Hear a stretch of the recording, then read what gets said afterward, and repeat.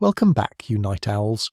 Tonight we turn our attention to the whispers of ancient history, to a time when kings were not forged of steel but of something far more delicate. Close your eyes for a moment. You're not here in your cosy bed. You're in a dimly lit chamber of a massive cold stone castle. A fire crackles, but its warmth barely touches the damp air. Outside, a storm rages, mimicking the chaos within. The heavy scent of herbs and stale wine hangs in the air, a telltale sign of a royal birth and the hushed anxiety that follows it. You probably won't survive this, because surviving royal life, let alone a royal birth in these times, was a genuine long shot. So, before you get comfortable, take a moment to like the video and subscribe, but only if you genuinely enjoy what I do here. And let me know where you're listening from and what time it is, so we can all feel a little less alone in the dark. Now, dim the lights, maybe turn on a fan for that soft background hum, and let's ease into tonight's journey together. The night air is thick with anticipation and dread. You're standing among the inner circle, a ghost in the grand hall of a sprawling fortress. The year is unwritten in your mind, but the atmosphere is palpable. There's a queen in labour and a kingdom holds its breath. A baby is on its way, but this is no ordinary birth. A prophecy, whispered from the lips of the high priestess, has preceded this moment, chilling the bones of every nobleman and woman in the court. The high priestess, remember her? The one with the disconcerting habit of talking to statues. She foresaw the birth of a king who would be both the kingdom's salvation and its greatest vulnerability, a king born of bone and water. At the time, they dismissed it as the ramblings of a woman who probably needed a strong cup of tea and a nap. But now, with the queen's screams echoing down the stone corridors, the prophecy feels less like a riddle and more like a cruel fate. You feel the collective anxiety as a royal physician emerges from the birthing chamber, his face a mask of concern. He announces the birth of a son, but there is no celebratory fanfare, no blaring of trumpets. A hush falls over the hall. You peer through the heavy oak doors, catching a glimpse of the new royal heir. He lies swaddled in silk, tiny and fragile, a shocking contrast to the hulking, battle-scarred men who will soon be kneeling before him. His skin is pale, almost translucent, and you notice something unsettling in the way he is held. The physician supports the infant's head with extreme care, his movements slow and deliberate, as if he is handling something precious and perilously delicate. A courtier beside you mutters a low prayer, his eyes wide with a mixture of fear and pity. The baby is passed to the queen, who weeps not with joy, but with a deep, heart-wrenching sorrow. Her touch is feather-light, almost hesitant. The physicians whisper in hushed tones about his condition. His bones, they say, are soft, pliable, like cartilage. You can't quite grasp the full implication until you see the way the royal nurse handles him, never pressing too hard, always cushioning his limbs. His tiny skull, they say, feels alarmingly unformed, a sack of fluid beneath the delicate skin. This, you realise with a jolt, is what the high priestess meant. The liquid bones and the skull full of water, a king born without the very structure meant to hold a person together. This king, let's call him Lyron, is born into a world of expectations and brutality. His father, the current king, is a titan of a man, known for his ferocity in battle and his ruthless political manoeuvring. He's the kind of guy who probably uses a captured enemy's skull as a goblet. His hands are calloused from gripping a sword hilt, and his voice can make grown men tremble. Lyron's older brother, the initial heir, is a strapping youth who already commands a contingent of the royal guard. He is everything a king is supposed to be in this era: strong, commanding, and intimidating. But now, with the unexpected death of Lyron's older brother in a bizarre hunting accident, historians still argue whether it was a tragic fall or a carefully orchestrated plot by a rival faction. The fragile infant is next in line. The prophecy, once a strange curiosity, now feels like a heavy chain around the kingdom's neck. As the days turn into weeks, and the weeks into months, the court becomes a breeding ground for anxiety and ambition. Lyron's existence is a stark reminder of the kingdom's vulnerability. The nobles, accustomed to a robust and powerful leader, look at this sickly child with thinly veiled contempt. You hear them grumbling in the great hall, their voices low and sharp. How can a kingdom be led by a boy who can barely hold his own head up? One sneers. His body is as weak as his claim to the throne, another adds. You can practically see the vultures circling. The king, Lyron's father, is a stoic presence. He loves his son, but a king's love is a complicated thing, especially when it is tangled with the fate of an entire realm. You see him sometimes, standing over Lyron's cradle, his massive hand hovering protectively, almost fearfully over the infant's body. You catch the flicker of pain in his eyes. This is not the heir he envisioned. This is a child he must protect not only from enemies outside the castle walls, but from the very structure of his own body. A curious fact of this era, a quirky tidbit you probably won't find in many history books, is that some noblewomen would secretly feed their babies ground pearls mixed with milk, believing it would strengthen their bones. The physicians, however, rely on more conventional, if not always effective, methods, and Lyron is subjected to a constant barrage of bitter-tasting concoctions and poultices made from strange, exotic herbs. Lyron's mother, the Queen, retreats into a world of quiet despair. She becomes fiercely protective of her son, a mother bear guarding her impossibly fragile cub. She has him wrapped in specially padded blankets, a constant buffer against the unforgiving world. She's often found in the royal chapel, lighting candles and praying for a miracle. You can see the dark circles under her eyes, the weight of the prophecy and her son's condition pressing down on her. The atmosphere in the castle becomes heavy, stifling, a cloak of sadness that no amount of royal feasting or celebratory music can lift. Lyron is a paradox, a tiny speck of humanity holding the weight of a kingdom.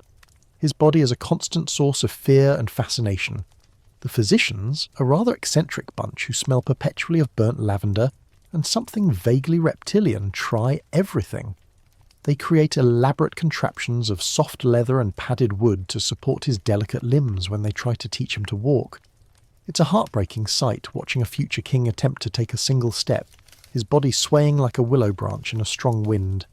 His skull, a constant source of worry, is a secret known only to the inner court. It dictates every part of his life, from the way he is held to the activities he is allowed to partake in. You realise that this is not just a story of a boy, but a tale of a kingdom forced to confront its own brutal ideals of strength and power. The era demands a warrior king, but has been given a king made of porcelain. The question hangs in the air, thick and heavy. Can a boy born with liquid bones and a skull full of water truly survive, let alone rule, this harsh and unforgiving world? You continue to drift through the cold stone halls, a silent observer of a child's impossible life. Lyron, the boy with the fragile body, grows, if you can call it growing. He doesn't bound or run like other children. He is carried, or he shuffles, his every movement a testament to his physical limitations. The royal tutors, a series of earnest but bewildered men, try their best. They read to him of great battles and heroic kings, their voices booming with a strength that Lyron will never possess. They speak of jousting tournaments and long hunts, of forging alliances through feats of strength. You see the boy's eyes, large and intelligent, following their words, but you also see the quiet sadness. He is a king in waiting who is being told he must embody a role his body simply forbids. His skull, that soft, fluid-filled vessel, is the greatest concern. The physicians have developed a padded coif for him, a sort of reinforced hat that he must wear at all times, even to sleep. It's an embarrassing and visible mark of his difference, and it makes him look more like a strange wizened scholar than a future king. The other children of the court, the robust and boisterous sons and daughters of the nobles, stare at him with a mixture of pity and cruel curiosity. They have no concept of his suffering, only of his weakness. One day you watch from a distance as a young noble boy, a budding bully, tries to pull off Lyron's coif. Lyron doesn't resist, his body too frail to fight back. The Queen Mother, a fiercely protective hawk, is there in an instant, her face a mask of cold fury as she rebukes the boy and his embarrassed father. Her presence is a constant, suffocating blanket of protection, but it can't shield Lyron from the deeper pain of his own existence. The burden of rule is placed upon his shoulders long before he is ready. Even as a child he's brought to council meetings, perched on a specially cushioned chair, his legs dangling above the floor. His father, the old king, wants him to absorb the intricacies of statecraft, to learn the language of power, to witness the brutal back and forth of political debate. The nobles argue over taxes and land disputes, their voices a cacophony of greed and ambition. Lyron sits in the midst of it all, a silent, fragile figurehead. He listens, his mind sharp and observant, picking up on the subtle cues, the lies, the unspoken threats. You realise that while his body is a prison, his mind is a fortress. He sees things others miss, the quiet shifts in loyalty, the flash of a double cross in a noble's eyes. He's forced to learn a different kind of strength, one born of intellect and cunning, not muscle and steel. A quirky detail you might find interesting is the royal court's obsession with astrology. The court astrologer, a man whose clothes always seem to be slightly askew, is consulted on everything from military campaigns to marriage proposals. When Lyran was born, the astrologer drew up a horoscope that was so unsettling it was immediately burned. But you, as a ghostly presence, saw it. It predicted a life of immense power, but also one of profound physical suffering. It spoke of a king whose very existence would be a constant battle against the stars themselves. This secret, like so many others, is a weight that Lyran's parents carry alone. The old king, Lyran's father, is a complex figure. He is a warrior, a conqueror, a man of brutal efficiency. He has little patience for weakness. You see him with Lyran, trying to teach him to hold a small, lightweight sword. Lyran's hands tremble. His grasp is unsteady. The king's frustration is a palpable thing, a silent storm in the room. He wants to train a king, but he has a son who can't even lift the tool of his trade. Yet you also see moments of deep tenderness. The king, in a rare moment alone with his son, will read to him, not from history books, but from ancient epics about cunning tricksters and wise philosophers. He seems to be acknowledging that Lyran's path to power will be different, that his strength will have to come from a different source. This brings us to a major scholarly debate. Historians still argue whether the old king's seemingly gentle approach to Lyran's education was a genuine act of paternal love or a calculated decision. Did he truly believe his son could rule with wisdom instead of force? Or was he simply grooming a puppet king he could manipulate, a fragile heir whose weakness would make him dependent on his father's powerful ministers? You see the ambiguity in his actions, the blend of frustration and what seems like genuine concern. It's a question without a clear answer, and it hangs over Lyran's childhood like a persistent cloud. Lyran's education, then, becomes a matter of survival. He's not taught to swing a sword, but to read people. He's not taught to ride a warhorse, but to navigate the treacherous currents of the court. His tutor, an old scholar named Valerius, is a surprisingly good match. Valerius is a man who values wit over brawn, who sees the boy's keen intellect as a weapon more powerful than any blade. Under his tutelage, Lyran devours books on law, philosophy and military strategy, not from the perspective of a battlefield commander, but from the viewpoint of a strategist, a puppeteer who can pull the strings from behind the scenes. He learns the art of diplomacy, the power of a well-placed word, the devastating effect of a calculated rumour. Meanwhile, the court is a hive of intrigue. The old king is aging, and the succession is a constant topic of hushed conversation. The nobles, accustomed to a tradition of strong martial kings, are horrified by the thought of a frail scholarly ruler. They see Lyran as a puppet, a tool they can use to increase their own power. His cousin, the ambitious Lord Arian, is the most vocal. A man built like a small mountain, Arian is a popular military commander, a hero of the people, and he makes no secret of his belief that Lyran is unfit to rule. He speaks openly of a new era of strength, and hints at a claim to the throne through a convoluted line of succession. You feel the tension in the air, the coldness in the looks Arian and his supporters cast toward the young Lyran. It's a constant reminder that for a king born with liquid bones, the threat of usurpation is not just a possibility, but an inevitability. The Queen Mother's protective nature, once a comfort, becomes a gilded cage. She is terrified of anyone getting too close to her son, of any potential danger, real or imagined. She watches his every meal for poison, she limits his movements, she smothers him with a love that is born of fear. You see Lyran struggling against this. He wants to be seen as more than a fragile curiosity, but his mother's fear reinforces the court's perception of him as weak. He's not allowed to make his own mistakes, to face his own dangers, and therefore he is not allowed to truly grow. He is a boy king, a living symbol of a kingdom's deepest anxieties, and a pawn in a game he doesn't yet fully understand. You are watching a life unfolding not on a battlefield, but in a gilded cage, where the greatest battle is not for a kingdom, but for the right to be a person. The air in the castle is perpetually thick with the scent of ambition. and you, an unseen observer, watch as Lyron navigates this treacherous environment.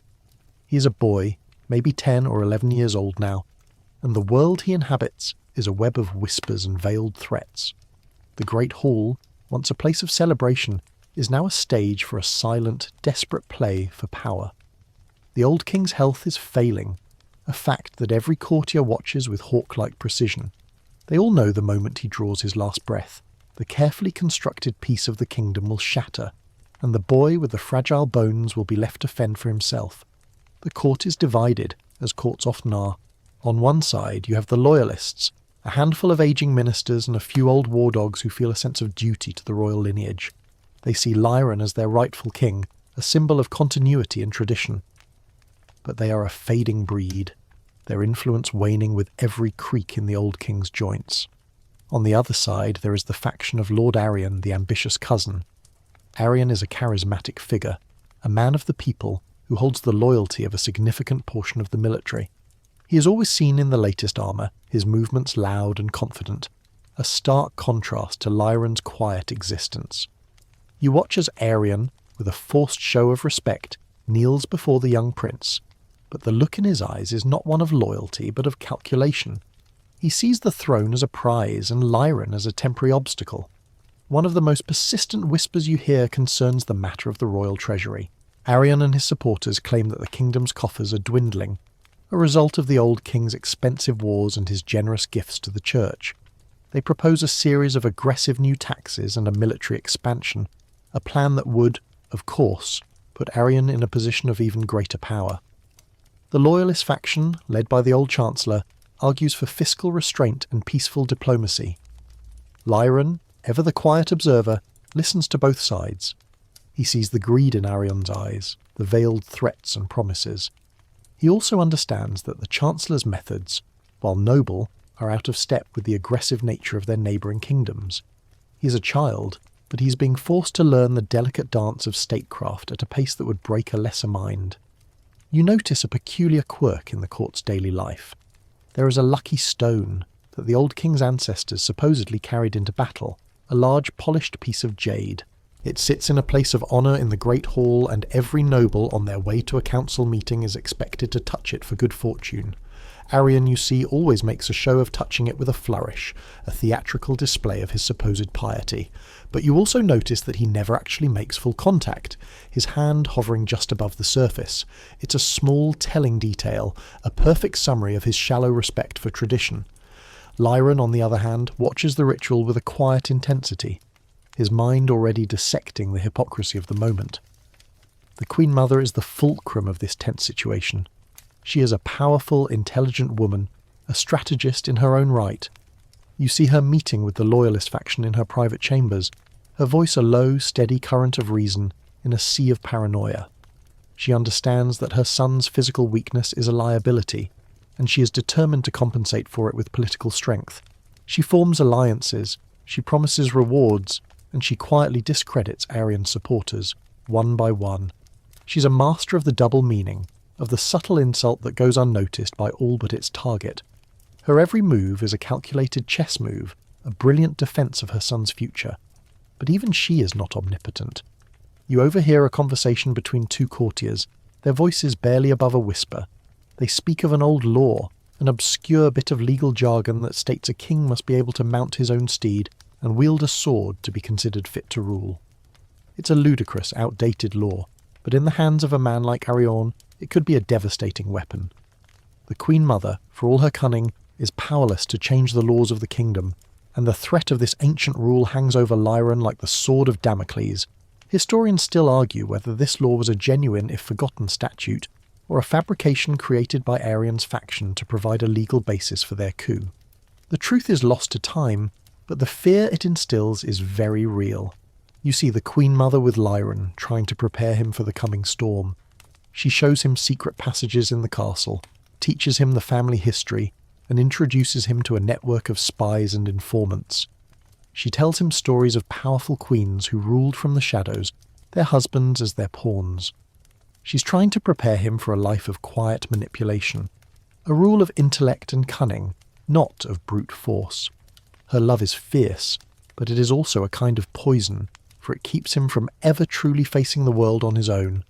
He is a boy with a mind like a steel trap, but he is emotionally stunted by a life lived in fear, a life spent in a gilded cage. There is a moment you will never forget. You see Lyron alone in the royal library, surrounded by ancient scrolls and towering books. He's not reading history or politics, but a dusty old tome on medicine. He's searching, you realise, for answers about his own body. He reads of fragile bones and fluids in the skull, of ancient remedies and magical cures. He is desperate not just to live, but to be strong, to be the king his people expect. It's a heartbreaking sight, a child desperately trying to heal himself, to make himself worthy of a crown that feels impossibly heavy. He knows that his mother's protection, while well-intentioned, is not a permanent solution.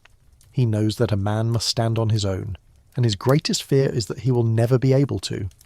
The whispers in the court grow louder, more insistent. Arian's faction is gaining ground, and the loyalists are being pushed to the margins. The Queen Mother's influence, once unassailable, is starting to wane. The old king, her husband, is now confined to his bed, his mind clouded by age and sickness. He can no longer protect his son, can no longer provide the shield that has kept Lyron safe for so long. You watch the Queen Mother in the old king's chambers, her face a mixture of grief and determination. She knows her time is running out. She's a woman on the verge of losing everything: her husband, her power, and her son's future. And she's about to make a decision that will set a chain of events in motion, a decision that will either save her son or lead to his ultimate ruin. The king born with liquid bones is about to step out of the shadows and into a world of pure, unadulterated danger. The clock is ticking, not in minutes or hours, but in the rapid deterioration of the old king. You feel the frantic energy of the Queen Mother, a woman who has spent her life in the gilded cage of the royalty, now faced with the most desperate fight of her life. She is a queen, but more importantly, she is a mother, and her son's very survival hangs in the balance. The Court of Whispers has become a den of vipers, and she knows that to save Lyron, she must first neutralise the venomous influence of Lord Arian. Her first move is a subtle one, a classic political chess manoeuvre. You watch her convene a meeting of the kingdom's most powerful merchants and guild leaders. These are not the noblemen who strut and preen in the Great Hall. These are the quiet men and women who control the kingdom's lifeblood. She speaks not of war or honour, but of trade routes and tax policies. She paints a picture of a kingdom under Arian's rule, a kingdom crippled by endless military spending and an aggressive, unstable foreign policy that would disrupt their precious trade. She promises them stability and a continuation of the old king's more peaceful, if expensive, policies. It's a masterful performance. She's appealing to their self-interest, to the one thing that will always trump loyalty: profit. As you stand in the back of the room, you realise a quirky detail about this time. The guild leaders, a surprisingly superstitious bunch, all wear a single polished raven's feather pinned to their cloaks. It's a symbol of their unity, a secret sign of their brotherhood. The Queen Mother, you notice, is the only one in the room to wear a matching pin, a small, elegant silver raven. It's her way of silently saying, "I am one of you. I understand your world." This small gesture, you understand, is more powerful than any loud declaration of loyalty. It's a quiet form of respect that earns her their trust. But her influence is waning, and she feels it. The old king's illness has given Arion and his faction a chance to solidify their power. They control the flow of information to the bedridden king, filtering out anything that might displease him or contradict their narrative. They have even begun to spread rumours about the Queen Mother herself, that she is too weak, too emotional, and that her attempts to guide the kingdom are a sign of her unsuitability to rule as regent. Historians still argue whether these rumours were a genuine political strategy or a desperate act of character assassination. You, as the ghost in the room, have no doubt it's the latter. Lyron, meanwhile, is caught in the middle. His mother's fierce protection, while well-intentioned, is a double-edged sword. She shields him from the world, but in doing so she prevents him from forging his own alliances and understanding the true extent of the danger he is in. She has him secluded in the royal library, away from the intrigue and the whispers, but in doing so she reinforces the image of him as a weak reclusive child, unfit for the throne. He is her last hope, and she is both his greatest protector and his most profound limitation. You see her one day, alone in the king's private gardens, a place of peace and quiet. She's watching a spider spin its web, its delicate threads catching the morning dew. There's a look of grim determination on her face. You realise she's seeing her own life reflected in that web, a delicate, intricate structure designed to catch and trap. Her web is her court, her alliances, her influence. But she knows that a single, powerful gust of wind, or a man like Arian, could tear it all to shreds. Her next move is a bold one, a public confrontation with Arian himself. She calls a council meeting and demands to speak. The room is silent as she stands, her posture straight and proud, her voice cutting through the tension. She directly accuses Arian of usurping the king's authority, of spreading lies, and of planning to destabilize the kingdom for his own gain. Arian, a man accustomed to the back and forth of political sparring, is caught off guard by her directness. He tries to deflect, to accuse her of being hysterical, of speaking from a place of grief. But she is ready for him. She presents a list of evidence she has been quietly collecting for months. Letters, ledgers, and testimonies from loyalists she has cultivated in secret. She exposes his plots for the kingdom to see. For a moment it seems she has won. The court is shocked into silence. Arian's face, usually a mask of confidence, is pale with fury. But then, as he recovers, you see the true extent of his power. A few of his closest allies stand up one by one and begin to shout her down. They call her a liar, a traitor, a woman meddling in a man's world. They question her authority, her sanity. The silence is broken, and the hall descends into chaos. The loyalists, outnumbered and outmaneuvered, are unable to come to her aid. She stands alone, a solitary figure in a sea of screaming men. Her power, you realise, is not enough. The court, for all its pomp and circumstance, is not a place of justice, but a place of brute force and political might. And the Queen Mother, in this moment, has neither. In her final act of desperation, she turns to Lyron. She has him brought to the council meeting, a shocking and unprecedented move. The boy, in his padded coif, is a fragile figure, a silent accusation against the brutality of the men in the room. She stands beside him, her hand on his shoulder, and makes her final desperate plea. She says that Arian's ambition, his lust for power, will not only destroy the boy's life but the kingdom itself. She speaks not as a queen, but as a mother, pleading for the life of her child. The moment is electric. The nobles, for all their cruelty, are moved. But Arian, ever the pragmatist, sees his opportunity. He stands, a menacing shadow over the boy, and delivers his final devastating blow. He reminds the court of the old law, the one about the king needing to mount his own steed. He challenges Lyron to do so, a test that a boy with his condition could never pass. It's a brilliant, cruel move.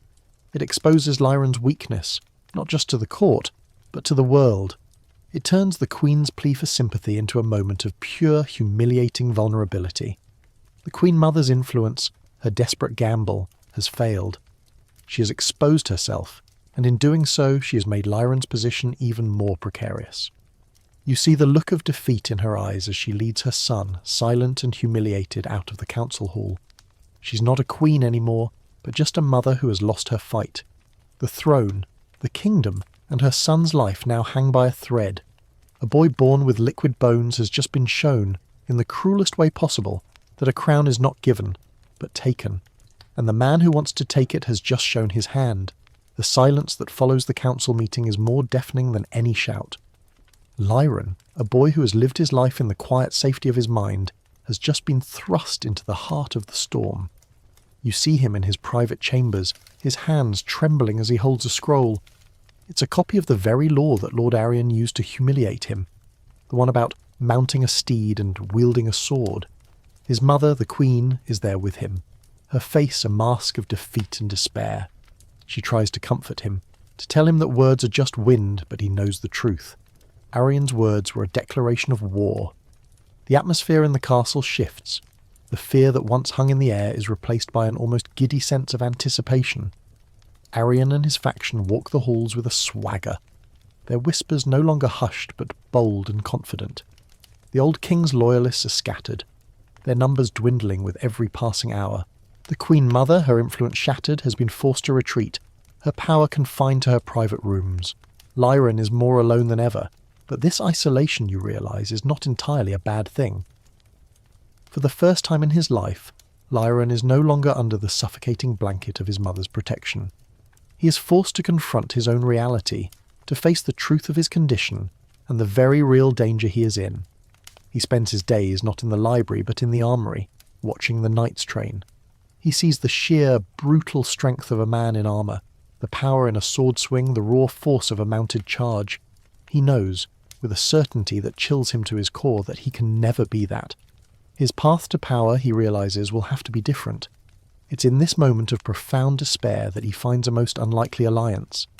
A man named Corvus, a disgraced general who was exiled from the court years ago for a minor transgression, has returned in secret.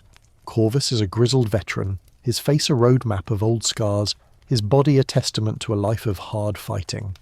He's a man of few words, but when he speaks, people listen. He had been a close friend of Lyron's father, the old king, and had been a reluctant observer of the boy's life from the shadows. He is a man with no political aspirations, no desire for power. His only loyalty is to the old king and the promise he made to him long ago, to protect his heir, no matter the cost. Lyron and Corvus meet in a small, forgotten chapel, a place where the light is dim and the shadows are long. It's an unusual setting for a meeting that will change the course of a kingdom's history. Lyron, in his padded coif, looks like a lost child. Corvus, with his scarred face and worn armour, looks like a ghost of a past era. But you see the immediate connection between them. Lyron sees in Corvus a strength that is not based on brute force, but on a quiet, unflinching resilience. Corvus sees in Lyron a mind that is sharp, a will that is unbroken, and a spirit that has been tempered by suffering. Corvus, you learn, has his own quirky, personal superstition. Before every battle he would polish a single worn silver coin. It's a habit he learned from his father, and he believes it brings him luck. He pulls the coin from a small leather pouch and lets Lyron hold it. The coin is cool and smooth in the boy's delicate hands. Corvus says, "Luck is not a thing you find, boy. It's a thing you make. It's a small moment, but it's a turning point." Lyron realises that he doesn't have to be a warrior to be a king. He has to be something else entirely. The two of them begin a strange and secret tutelage. Corvus doesn't teach Lyron how to swing a sword. He teaches him how to watch a battlefield. He shows him old maps and battle plans, pointing out the importance of logistics, of troop movements, of supply lines. He teaches him the difference between courage and recklessness, between strategy and blind aggression. He speaks to him of the psychology of a soldier, the way fear and hunger can be as powerful a weapon as any blade. Lyron, with his brilliant mind, absorbs it all. He sees the world of war not as a clash of steel, but as a complex puzzle. He sees that a king's greatest weapon is not his arm, but his mind. There is a scholarly debate about the nature of this relationship. Historians still argue whether Corvus's training was a true mentorship or a desperate attempt by a loyalist to create a puppet king he could control. Did Corvus truly believe Lyron could rule, or was he simply trying to mould him into a figurehead? You see the truth in their interactions. Corvus is not interested in power. He is interested in duty. He is a man who understands honour, and in a court full of ambitious vipers, he is a beacon of integrity. His mentorship is a gift, a final act of loyalty to his old king. Lyron's bond with Corvus becomes his only source of hope. The general becomes a father figure, a teacher, a friend. He is the one person in the castle who doesn't see Lyron as a liability, but as a king in the making. He teaches Lyron how to move, not with the strength of a warrior, but with the quiet grace of a man who knows his body's limitations. He teaches him to stand tall, not because he is strong, but because he is a king. He teaches him to speak with a clear, steady voice, not because he's a commander, but because he is a leader. Meanwhile, the court is a powder keg. Arion is now openly making his preparations for a coup. His supporters are everywhere, and the old king's loyalists are either silent or have fled the castle entirely. The Queen Mother, isolated and powerless, can only watch. She knows her son is in danger, but she also sees the change in him. The boy who was once a trembling child is now a young man with a quiet confidence in his eyes. He is no longer a pawn in a game of politics. He is a player. Lyron and Corvus, in their secret meetings, begin to form a plan. It's a plan not of force, but of cunning. A plan that uses Arion's arrogance against him. A plan that relies on the very weakness that Arion despises. It is a plan that is risky, audacious, and a testament to the boy's brilliant mind and the old general's wisdom. It is a plan to not just survive the coming storm, but to win. The king, born with liquid bones, with the help of a disgraced general, is finally taking control of his own destiny. The fragile heir is no longer just a figurehead. He is a king in waiting, and he is ready to fight for his throne, not with a sword, but with his mind. And he is ready to do it alone, a boy of bone and water facing down a man of steel. The old king's last breath is a slow, rasping sigh that you, as the silent witness, feel shudder through the very foundations of the castle. The sound is not one of peace, but of a final, violent release of a life that was spent in brutal conquest. His death is the signal, the starting gun for the race to the throne.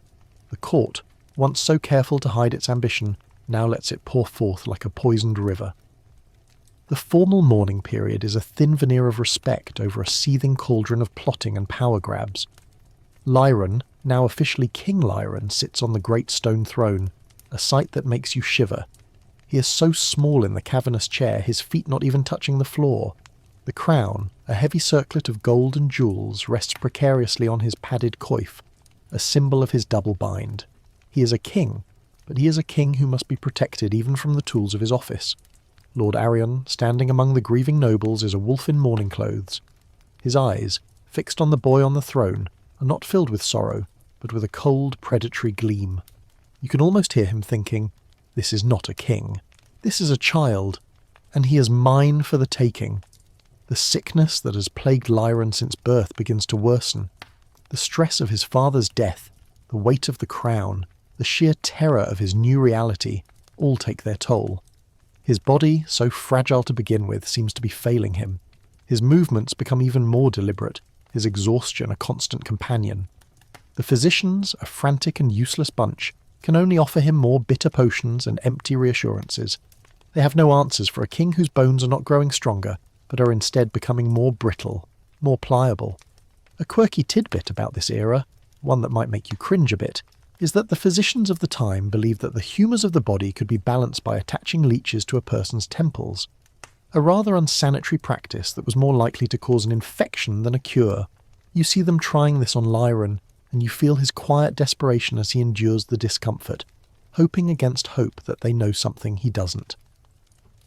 Historians still argue whether this worsening of his condition was purely a physical reaction to stress, or a psychological manifestation of his fear. Was his body, so used to being a source of pain and confinement, simply giving up? Or was his brilliant mind so overwhelmed by the burden of the rule, sending signals of distress to his already fragile frame? The question hangs in the air, a constant reminder of the fine line between the mind and the body. The whispers in the court turn into a dull roar. Lord Arion begins to openly question Lyron's fitness to rule. He speaks of the boy's failing health, of his frail mind, and of the kingdom's need for a strong hand to guide it. His words are not just empty rhetoric, they are a calculated campaign to destabilise Lyron's rule before it even begins. He holds lavish feasts for the nobles, where he toasts to the memory of the old king, but his true message is clear.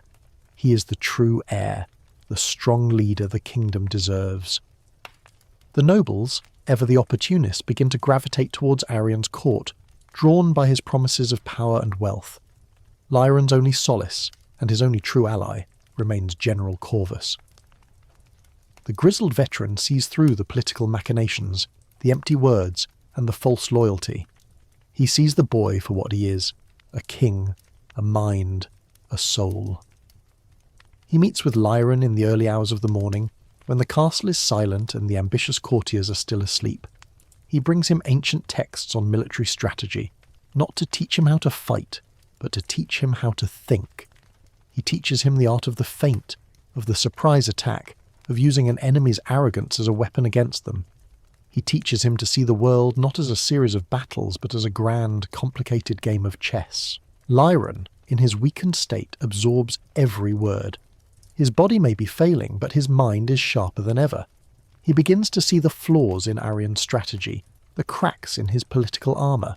He sees that Arion is a brute, a man who relies on strength and intimidation, a man who's easily outmanoeuvred by a mind that can see beyond the battlefield.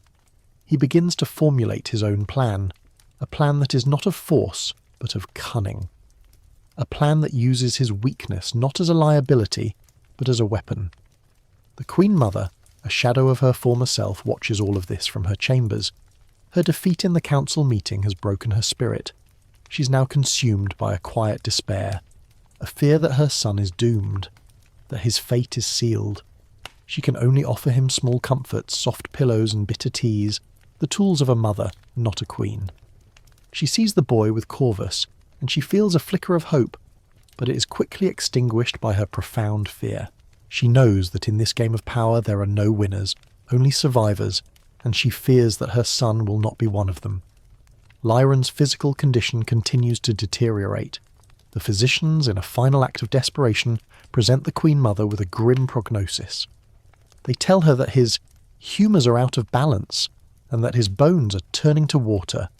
They suggest a final desperate measure, a journey to the Whispering Mountains to seek out the legendary Oracle of the Stone. This is a journey of myth and legend, a journey that has been whispered about in fairy tales but never attempted by a king. It is a journey that is not of medicine, but of magic, a final, desperate gamble for a life that is rapidly fading. Arion, when he learns of this, is a picture of thinly veiled satisfaction. He publicly wishes the young king well, but in his private chambers you hear his joyous laugh. This, he realizes, is his opportunity. A journey to a mythical land is a perfect way to get rid of the fragile king without a messy public assassination. He can simply let the wilderness, the mountain passes, or the fabled creatures of the mountains do his dirty work for him. He can rule as regent, a temporary king, until the sickly boy inevitably disappears. His power, he realizes, is now all but guaranteed. Lyron, however, is not a fool. He sees Arion's motives, he understands the danger. But he also knows that this journey is his only chance. His body is failing, his kingdom is falling, and his time is running out. He agrees to the journey, not out of naive hope, but out of a grim determination to survive. He will not go to the mountains as a boy seeking a cure, but as a king on a mission. He will use this journey, this final, desperate act, as a way to escape the castle, to gain time, and to prepare for the final confrontation with the man who seeks to destroy him. The king born with liquid bones, a boy who has lived his entire life in a cage of fear and frailty, is about to embark on a journey that will either save him or destroy him, and you, the silent witness, are about to go with him. The journey begins not with a blare of trumpets, but with the creak of a heavy carriage and the muffled rhythm of hoofbeats. Lyron is not in his royal regalia, but in simple, heavy travelling clothes, his padded coif hidden beneath a deep hood. You stand in the shadows of the castle gates as he departs, a single, small figure in a massive lumbering vehicle. He is accompanied by a handful of loyal guards, and of course, by General Corvus, who rides beside the carriage, his face a granite mask of determination. The Queen Mother, a ghostly figure on the battlements, watches him go, her face a mixture of fear and pride. She is a woman who has lost control of her son's fate, and the pain is etched into every line of her face. The kingdom, once so meticulously planned and ordered, begins to recede behind them. The well-maintained roads give way to dusty trails, and the familiar landscapes are replaced by wild, untamed forests. This is a deliberate choice. Corvus, the master strategist, has chosen a route that is less travelled, a path that will be difficult for Arion's spies and assassins to follow. He is not just seeking a cure, he is seeking time and a way to disappear from the public eye. As you travel with them, you realise the sheer physical difficulty of the journey for Lyron. Every jolt of the carriage is a potential source of pain, every bump in the road a potential tragedy. He is constantly adjusting his body, his movements slow and deliberate. Corvus, in his silent way, is a constant source of comfort. He has the carriage specially modified with extra cushions and supports. He teaches Lyron how to brace himself for the bumps, how to breathe through the pain, how to use the strength of his mind to overcome the weakness of his body. He tells him stories of old battles, of men who were wounded but not defeated, of the power of the human spirit. One of the curious beliefs of the people in the kingdom, a quirky detail that a history book might gloss over, is that journeys into the wilderness were not just physical but spiritual. They believed that to leave the familiar behind was to leave a part of your old self behind and to return as something new. They would leave a small token, a bit of hair, a worn piece of clothing, at the city gates, a symbol of their old life being left behind. You see Lyron's royal physician, a man who is clearly out of his element, doing just this, leaving a small embroidered pouch at the edge of the forest. He is a man of science who is now relying on faith, a perfect reflection of the desperation of their journey. The days blend into weeks. The air grows colder, thinner. The trees become taller, their branches reaching for the sky like skeletal fingers. Lyron, who has lived his life in the confines of a castle, is learning about a world he never knew existed. He sees wild animals, hears the rustling of leaves, smells the damp earth after a rainstorm. His mind, so used to the complexities of politics, is now grappling with the brutal, beautiful simplicity of nature. He begins to find a kind of peace in it, a quiet strength that is not based on power or ambition, but on the simple act of existing. He is no longer just a king in a cage, he is a boy on a journey. But the journey is not just a physical one. Corvus, in his quiet way, is also a teacher. He continues Lyron's education, but he teaches him not from books, but from life. He shows him how to read a map not as a piece of paper, but as a living thing, full of dangers and opportunities. He teaches him how to listen to the wind, to the rustling of leaves, to the quiet noises of the forest. He teaches him to see the world not as a series of facts, but as a series of riddles that must be solved. There is a scholarly debate about the nature of this legendary journey. Historians still argue whether the Oracle of the Stone, the fabled healer they are seeking, was a real person, a mythical figure, or simply a metaphor for a king's spiritual quest. Was Lyron truly seeking a magical cure, or was he on a journey to find the strength within himself to rule a kingdom that was falling apart? You, as the silent witness, see the truth of it all. The journey is both. It is a desperate search for a cure, but it is also a powerful metaphor for a boy who is trying to become a man, a king who is trying to find his place in a world that has no place for him. One night, they make camp in a clearing beside a rushing river. The fire is warm, the air is cold, and the stars are so bright they seem to be within reach.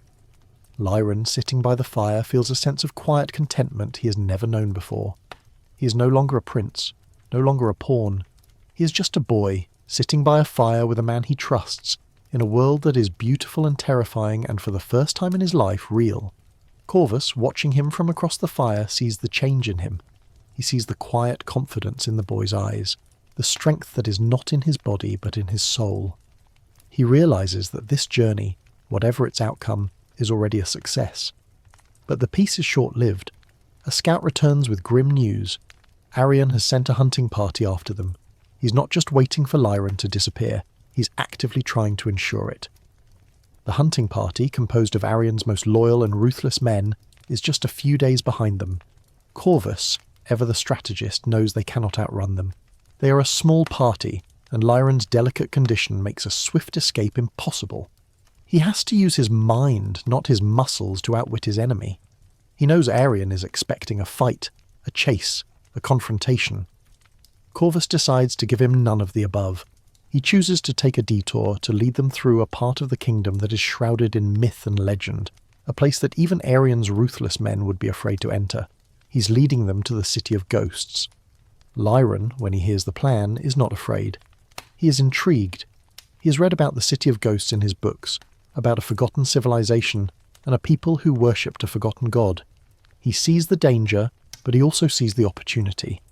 This is his chance to not just escape, but to learn, to grow, to become the kind of king who can lead his people through the shadows. The boy with the liquid bones, a boy who has always been a prisoner of his body, is about to enter a world that is more dangerous and more beautiful than he could have ever imagined. He's about to walk among ghosts, and perhaps in doing so, he will finally find the strength to become a king. The air grows heavy with a palpable sense of history, a profound stillness that replaces the living sounds of the forest. You trudge alongside the weary party, the rhythmic crunch of your feet on ancient, forgotten roads the only sound.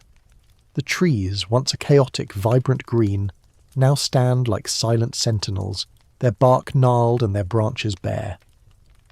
They have arrived at the threshold of the City of Ghosts, a place lost to time and memory.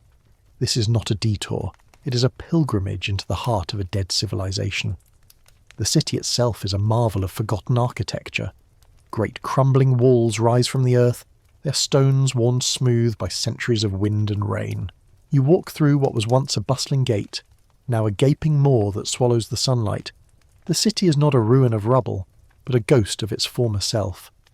Buildings stand, their roofs long gone, their interiors open to the sky. You see the faint outlines of carvings on the walls, strange geometric patterns that speak of a people with a different kind of knowledge, a different kind of faith. There is a sense of immense quiet loss, a feeling that a great and powerful thing has simply vanished. Lyron, in his padded coif and heavy travelling clothes, is completely in his element here. He has read about this city, but seeing it is a revelation. He runs his delicate hands over the carvings, his mind alight with questions. He sees a world not defined by war and conquest, but by something more spiritual, more cerebral.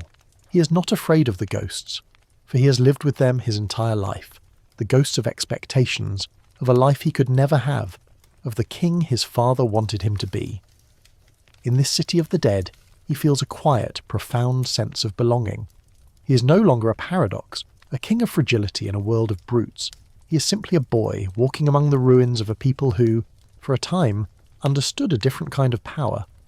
A quirky detail about this place, one that only someone in the kingdom's history would know, is the legend of the Whispering Wells.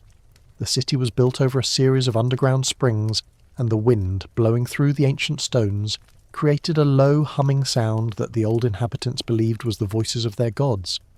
You stop by one of the wells, a circular stone depression filled with still, clear water. You lean in and hear it, a low, ethereal hum that seems to vibrate in your very bones. It's a sound of profound peace, a counterpoint to the brutal noise of the world Lyron has left behind. He feels it too. He dips his hand in the water, the coolness a shock against his skin. This is not a place of death, he realizes, but a place of quiet, beautiful memory. But the City of Ghosts is not without its dangers. Corvus, ever vigilant, has his men scouting the perimeter. The ruins are a perfect place for an ambush, a maze of crumbling walls and shadowed alleys. He knows Arian's men are not far behind, and he knows they will not be deterred by a few old stones and a superstitious fear of ghosts. He is an old soldier, a man of hard reality, and he sees the city not as a place of wonder, but as a place of vulnerability. He sees the high walls, the narrow passages, the countless places an arrow or a knife could be hidden. He is here to protect Lyron, not to indulge his fascination with a dead civilization. There is a scholarly debate about the people who built this city. Historians still argue whether they were a peaceful priestly class who simply faded away, or a people who were wiped out in a brutal war with an unknown, forgotten enemy. The truth is lost to time, but the city itself is a testament to their existence, a silent monument to a different way of life. Lyron, in his quiet exploration, begins to formulate his own ideas. He believes they were not wiped out, but simply moved on, leaving their city behind as a kind of a library, a testament to their beliefs, a place for people like him to find answers. His greatest discovery is not in the carvings or the wells, but in a small hidden room in the heart of a ruined temple. The room is filled with scrolls, preserved by the dry, cool air of the underground.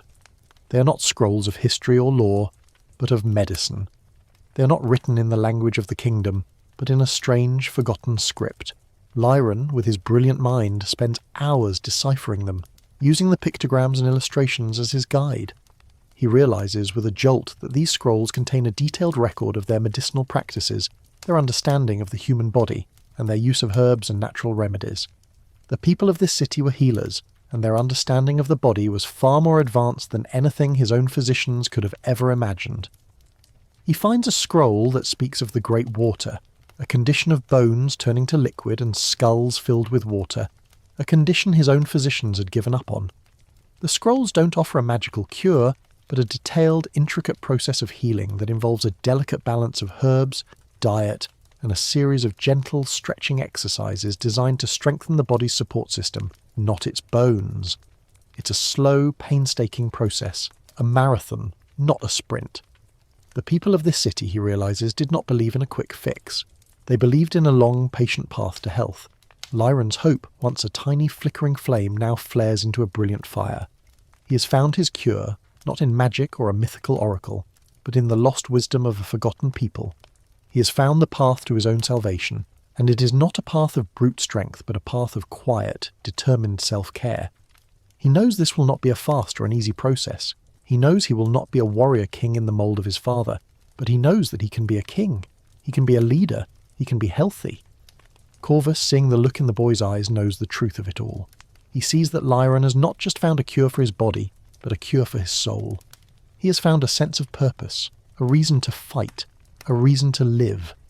The city of ghosts, a place of death and memory, has become for Lyron a place of life and hope. But the quiet peace of the city cannot last forever. The scent of Arian's men, of a living, breathing danger, is growing closer. Lyron has his cure, but now he has to survive to use it.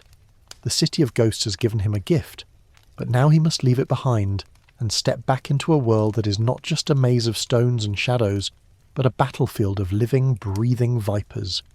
You feel the chill of the mountains as they leave the city of ghosts behind, a new and unsettling cold that bites at your exposed skin. This is not the familiar dampness of the castle or the gentle breezes of the forest, but a harsh, unforgiving cold that clings to the very air. The path becomes treacherous, a narrow, winding trail that clings to the side of a sheer rock face. Below, the world drops away into a dizzying abyss of shadow and mist. This is the wilderness, a place of brutal, beautiful indifference, and Lyron is about to face his first real test. His fragile body, already pushed to its limits by the journey, now has to contend with a new set of challenges. The air is thin, making every breath a struggle. The ground is uneven, a constant threat of a misstep that could prove fatal. His movements, once slow and deliberate, now become a matter of life and death. Corvus, ever the vigilant protector, is constantly beside him, his calloused hand a steadying force on the boy's shoulder. He teaches Lyron how to place his feet, how to use a walking stick not as a crutch, but as a third limb, a tool for balance and support. He teaches him to see the path not as a source of danger, but as a series of small, solvable problems. This isn't just a physical test. It's a test of the soul. Lyron, who has lived a life of constant fear and limitation, is now forced to confront his own mortality. He sees the sheer, brutal power of the mountains, the indifference of nature to the fate of a single, fragile boy. He sees the way the wind carves a canyon out of solid rock, the way a single stone can start an avalanche. He realizes that in this place, his title, his crown, his kingdom, none of it matters. He's just a boy, and the mountain is a titan. A curious detail you might not know about this region is the local folklore of the Stone Men. The mountain people, a reclusive and superstitious bunch, believed that the jagged peaks were not just rock, but the fossilized bodies of ancient giants. They would leave small offerings of food and trinkets at the base of the mountains, hoping to appease these petrified beings. You see Lyron's guards, hardened veterans of a dozen wars, doing this with a solemn reverence. They are men of violence and power, but in this place they are children, humbled by the sheer scale of the world around them. The journey takes its toll on the entire party. They are constantly on the move, always looking over their shoulders for signs of Arian's men. They are hungry, tired, and cold. But in the midst of this struggle, a new kind of camaraderie begins to form. The guards, who once saw Lyron as a fragile burden, now see him as a leader. They see the way he endures the pain without a single complaint, the way he uses his mind to find a path through the most difficult terrain, the way he treats them not as servants, but as companions. He is not leading them with a sword, but with a quiet, unyielding determination. There is a scholarly debate about the psychological effects of such a journey. Historians still argue whether the extreme physical and mental stress Lyron endured was ultimately beneficial to his rule, or whether it left him with a deep-seated trauma that would later manifest in his policies. Did this journey make him a stronger king, or a more cautious, fearful one? You, as the silent witness, see the truth of it. The journey is not making him fearful. It is making him resilient. It is teaching him that fear is a tool, not a master, and that courage is not the absence of fear, but the ability to act in spite of it. Lyron and Corvus, in their quiet moments, speak of the city of ghosts. Lyron tells the general of the scrolls of the ancient people who understood a different kind of medicine. He tells him of the long, slow process of healing, of the journey from fragility to strength. Corvus, a man of hard-won experience, understands immediately. He sees that Lyron's cure is not a magic potion, but a philosophy, a way of life. He knows that this is not a journey to a finish line, but to a starting line. He sees the potential in the boy, the quiet fire that is burning in his soul, a fire that will not be extinguished by a man like Arion, a fire that will one day burn down his kingdom and build a new one in its place. The journey becomes a kind of a pilgrimage. Lyron is not just seeking a cure for his body, he is seeking a cure for his kingdom. He is seeing the raw, untamed beauty of the land, the strength of the people who live in the shadows of the mountains, the quiet power of a world that is not defined by the walls of a castle. He's realizing that his kingdom is not just a collection of noblemen and their squabbles, but a vast and beautiful tapestry of people, lands, and forgotten histories. He is learning to love his kingdom, not for what it can give him, but for what it is. But their journey is not without its threats. One day, a scout reports a grim discovery, a discarded cloak with the markings of Arion's guard. They are not far behind. Corvus knows they are running out of time, and he makes a bold decision. He decides to leave the main trail to lead them through an uncharted mountain pass, a place of myth and legend that even the local mountain people avoid. It is a path of pure danger, a place of sheer cliffs, hidden crevasses, and strange, unexplainable noises. It is a path that no one has ever returned from. Lyron, when he hears the plan, does not hesitate. He has put his trust in Corvus, and he knows that this is their only chance.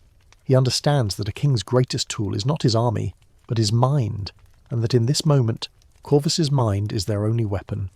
He knows that Arion will be expecting them to take the easy way out, to follow the path of least resistance. He knows that by choosing the path of most resistance, they will not only lose their pursuers, but they will gain something even more valuable, a chance to survive. The king born with liquid bones, a boy who has lived his life in fear, is about to walk into the heart of a pure, unadulterated danger, and he is doing it with a quiet, unshakable courage. The air in the mountain passes thin, sharp, and smells of old stone and ancient secrets.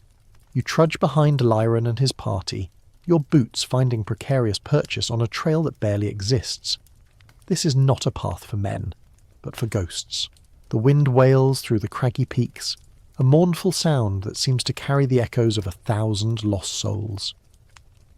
Lyron, in his heavy travelling cloak, is a small, determined figure. Every step is a deliberate act of will, every breath a conscious effort. He has put his complete trust in Corvus, a trust that in this unforgiving wilderness is the only thing that stands between them and certain death. They have chosen this path for a reason that is rooted in a legend so old it is more a feeling than a story. The pass, you learn, is known as the Whispering Forest, not for its trees, but for the strange, unsettling noises that are said to emanate from its very rocks. The local mountain people, a superstitious bunch, believe the pass is home to the Oracle of the Stone, a mythical seer who speaks in riddles and is said to only communicate with those who are pure of heart.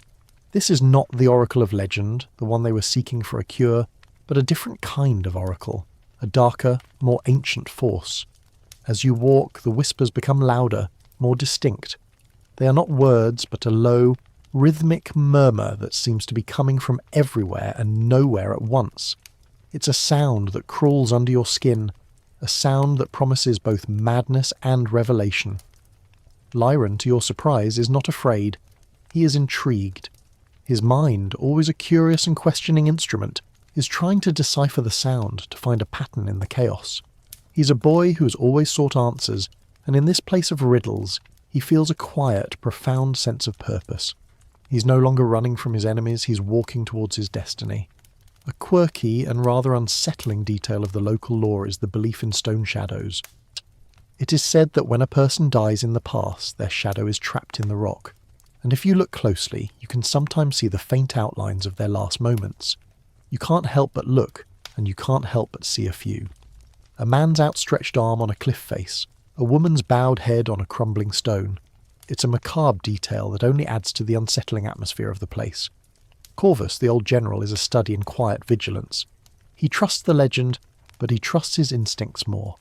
He knows the whispers are just the wind, but he also knows that in a place like this, the mind can be as great a danger as any falling rock. He keeps his men close, his hand on his sword hilt, his eyes constantly scanning the treacherous terrain. He's a man of logic and reason, but he is in a place of myth and madness, and he is a man who knows the difference. There is a scholarly debate about the nature of oracles in this era. Historians still argue whether they were truly seers with a connection to the gods, or simply clever charlatans who used their knowledge of local legends and human psychology to manipulate the people. Was the Oracle of the Stone a real, mystical entity, or simply a metaphor for the profound, life-changing power of a journey into the unknown? The truth, as always, is probably somewhere in the middle. The Oracle may not be a person, but the wisdom it offers is very real. One day, they come to a clearing, a small, flat patch of ground in the heart of the pass.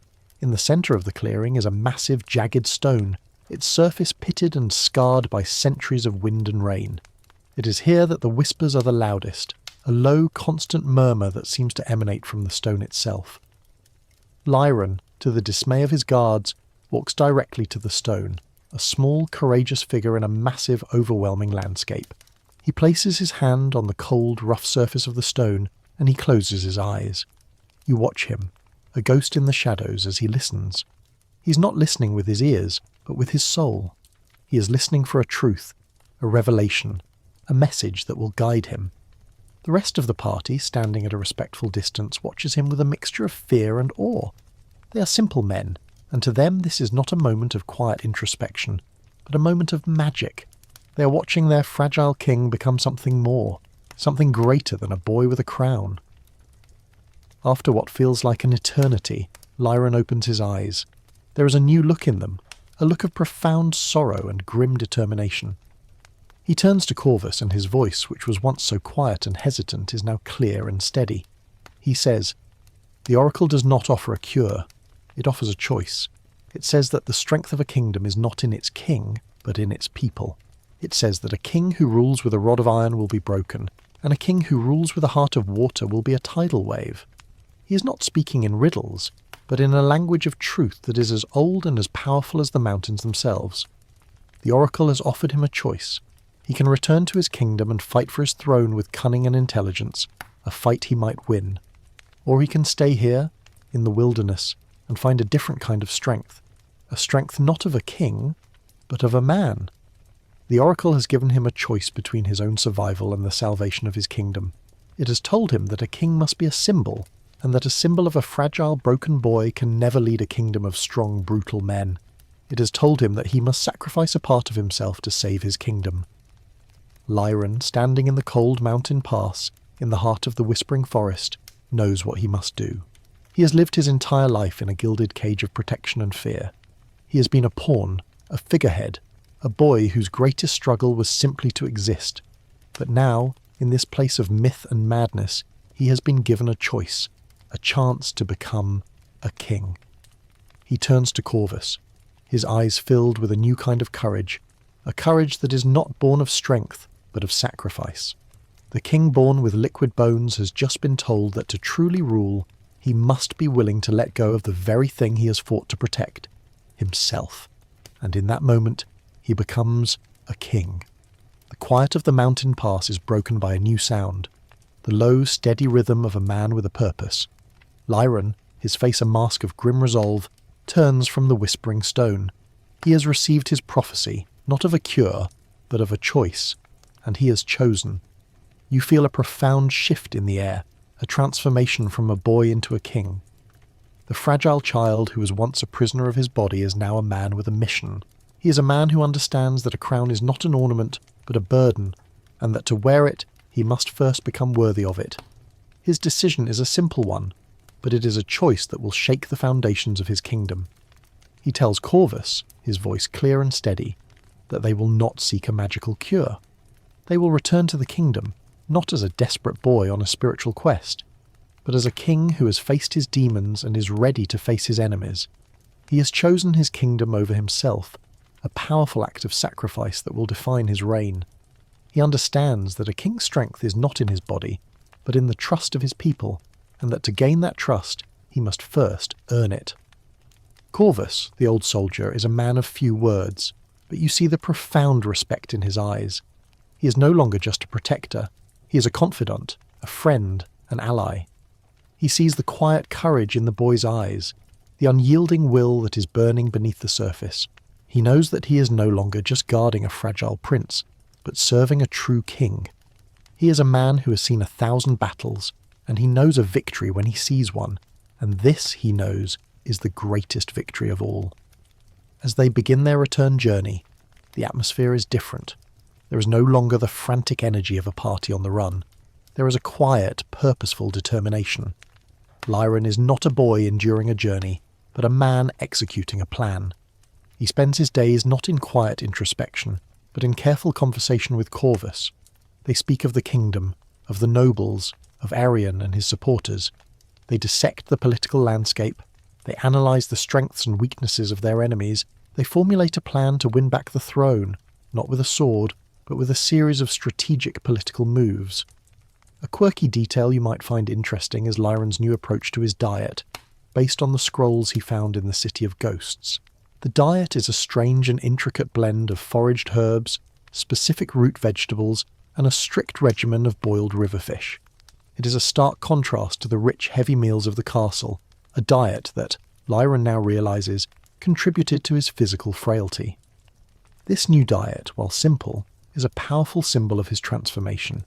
He is no longer a prince who is served. He is a king who provides for himself. His body, once so frail, begins to respond to the new diet and the physical challenges of the journey. He is not becoming a warrior, not a man of steel and muscle, but he is becoming stronger. His movements are more confident, his breathing is less laboured, his face, once so pale and translucent, now has the healthy glow of a man who has spent his days in the sun and his nights by the fire. He's still a boy with a fragile body, but he's a boy who is no longer a prisoner of it. Historians still argue whether this newfound strength was a result of the mystical powers of the Whispering Forest, or a simple, rational consequence of a healthier lifestyle and the psychological boost of a new sense of purpose. Was the oracle a real, magical entity, or a metaphor for the power of the human will? You, as the silent witness, see the truth of it. It is both. The oracle provided the choice, but Lyron provided the will. The forest gave him the purpose, but his body provided the proof. He is a king forged not in the fires of battle, but in the quiet solitude of his own suffering. Their return journey takes them through a different part of the kingdom, a part that is under the control of Lord Arion. You see the signs of his rule everywhere. The people are sullen, the taxes are high, the royal guard, Arion's men, are a constant menacing presence. The kingdom is no longer a place of peace and prosperity, but a place of fear and oppression. The nobles, who once flocked to Arion's banner, are now beginning to show signs of discontent. The promises of power and wealth have not materialized, and they are beginning to realize that they have traded a fragile king for a tyrant. Lyron and Corvus, travelling in disguise, see all of this. They see the fear in the eyes of the people, the discontent in the faces of the nobles, the cracks in the facade of Arion's power. They begin to formulate a plan that is not of war, but of quiet subversion. They begin to speak to the people, not as a king and his general, but as travellers. They ask questions, they listen to the whispers of the kingdom, and they begin to understand that Arion's power is not as absolute as he believes it to be. His strength is his greatest weakness. He's a man who relies on force, and a man who relies on force is a man who is easily outmanoeuvred by a king who can rule with a heart of water. Lyron, now more confident and determined than ever, sends a secret message ahead of them to the remaining loyalists. He tells them he is alive, that he is well, and that he is on his way. He tells them to prepare, not for a war but for a political coup. He tells them that the time for whispers is over, and the time for action is now. He is a boy who was once a pawn, but now he is a king, and he is ready to play the game, not for his own survival, but for the survival of his kingdom. He is no longer a boy with liquid bones and a skull full of water. He is a king forged in the fires of sacrifice, a king who is ready to face the man who would take his crown, and a man who is ready to lead his people, not with a rod of iron, but with a hand of steel. And you, the silent witness, are about to see the greatest political battle in the history of the kingdom. You feel the change in the air as they cross the last mountain pass and descend into the familiar, if now sombre, landscape of the kingdom. This is not the land they left behind. The villages they pass through are quiet, the people's faces etched with a weary resignation. The flags of the kingdom, once a proud red and gold, are now faded, tattered things. The kingdom, in Lyron's absence, has changed, and not for the better. The weight of Arian's rule, a rule built on fear and intimidation, is a palpable thing. Lyron and his party, still in their simple travelling clothes, are ghosts in their own land. They travel at night, avoiding the main roads, sleeping in the homes of farmers and shepherds who have no love for the new regime. It's here, among the common people, that Lyron learns the true extent of Arian's tyranny. He hears of high taxes that have crippled their farms, of young men conscripted into an army with no wars to fight, of a heavy-handed rule that has replaced the old king's brutal but predictable reign. He sees that Arian has not just taken the throne, he has taken the spirit of the kingdom and replaced it with a quiet, suffocating dread. A quirky detail you might find interesting is a new, pervasive superstition that has taken hold in the kingdom. The people, in their quiet rebellion, have begun to wear a small polished stone in a leather pouch around their necks. It is a symbol of their unity, a silent rebellion against a man who believes only in the power of the sword. They believe that if enough people wear these stones, they will be a weight that will one day pull their tyrant down. Lyron, when he learns of this, is deeply moved. He sees that the people, in their quiet way, are fighting for their kingdom, and he realizes that his greatest ally is not his army but his people. Corvus, the old general, is a quiet study in fury. He sees his kingdom, a place he has fought and bled for, being slowly bled dry by a man he despises. He sees the fear in the eyes of the people, the quiet desperation. He's a man of violence, a man of war, but he knows that in this moment, a war is not what is needed. What is needed is a leader, a symbol, a king who can unite the people not with a promise of battle, but with a promise of peace. He looks at Lyron and he sees that man. Historians still argue whether Arian's tyrannical rule was a result of his own cruel nature, or a desperate attempt to maintain control over a kingdom that was growing restless. Was he a man who was always a brute, or was he a man who, in his fear, became one? You, as the silent witness, see the truth of it. He's a man who believes in power, and in the absence of genuine loyalty, he has chosen to rule with fear. His kingdom is a house of cards, and all it needs is a single, powerful breath to send it tumbling down. Lyron, now more confident and determined than ever, sends a series of secret messages to the remaining loyalists. He tells them to spread the word of his return. He tells them to speak of the old ways, of the old king's rule, and of the promise of a return to a more just and peaceful kingdom. He's not a man who has returned to a kingdom to fight a war. He is a king who has returned to his people to give them back their hope. As they get closer to the capital, the tension mounts. They know Arian's spies are everywhere. They know they are walking into a trap, but they also know that a trap is only a danger if you don't know it's there. Lyron, with his brilliant mind, is already 2 steps ahead of his enemy. He is not fighting Arian's war, he is fighting his own. He's not a chess piece on Arian's board. He's the one who's about to overturn the board. They make their final stop at a small, secluded monastery on the outskirts of the capital. It is here that Lyron's mother, the Queen, is waiting for him. She's a woman who has been broken by her son's departure, by her powerlessness, by the fear that she would never see him again. When she sees him, she doesn't see a boy with a fragile body, but a man with a quiet strength in his eyes, a confidence that she's never seen before. She weeps, not with sorrow, but with a profound, overwhelming sense of relief. Her son is not just alive, he is a king. Lyron, in the quiet sanctuary of the monastery, meets with the remaining loyalists. They're a small, tired group, their faces etched with the fear and disillusionment of Arian's rule. They tell him of Arian's brutality, of his growing power, of his plans to consolidate his rule and declare himself the rightful king. They tell him that the kingdom is on the verge of civil war, and that their only hope is for a king who is strong enough to lead them. Lyron, in a voice that is now as strong and steady as any king's, looks at them. He does not speak of his journey, of his cure, or of his plans for war. He speaks of the people, of the quiet strength of the farmers and the shepherds, of the small polished stones they wear around their necks. He tells them that the kingdom is not theirs to rule, but to serve, He tells them that a king's strength is not in his army, but in his heart, and in that moment he unites them, not with a promise of victory, but with a promise of hope. He is no longer a boy who needs to be protected. He is a king who is ready to protect his people. And he is ready to do it, not with a sword, but with a simple, quiet act of courage. The capital, a sprawling city of stone and ambition, is a different world. The air is thick not with fear, but with a tense, expectant energy.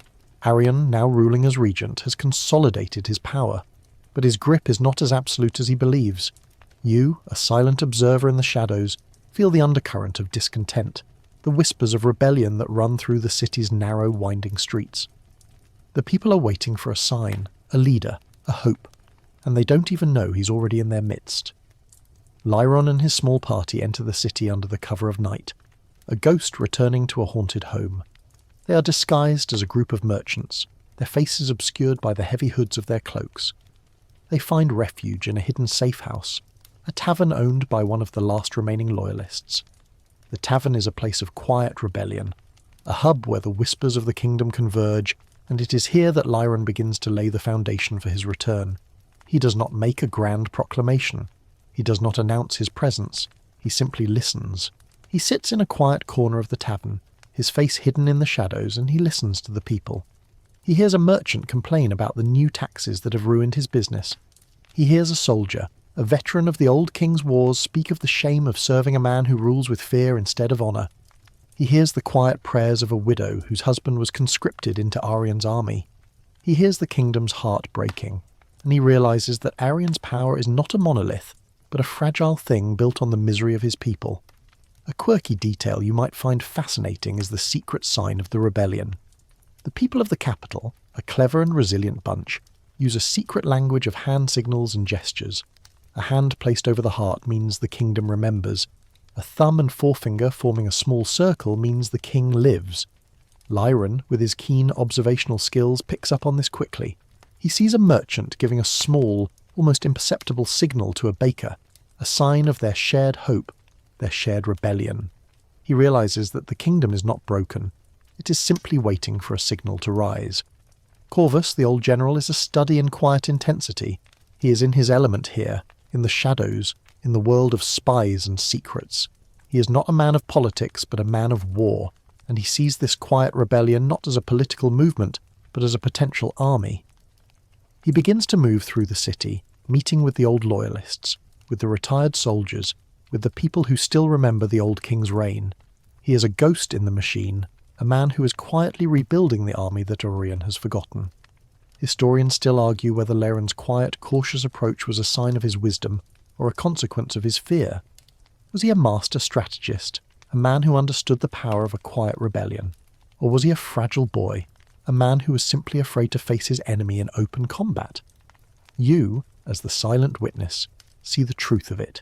It is both. He is a boy who is afraid, but he is a king who understands.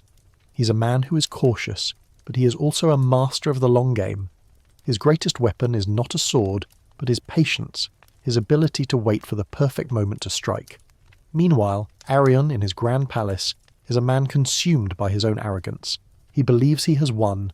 He has the throne. He has the army. He has the power.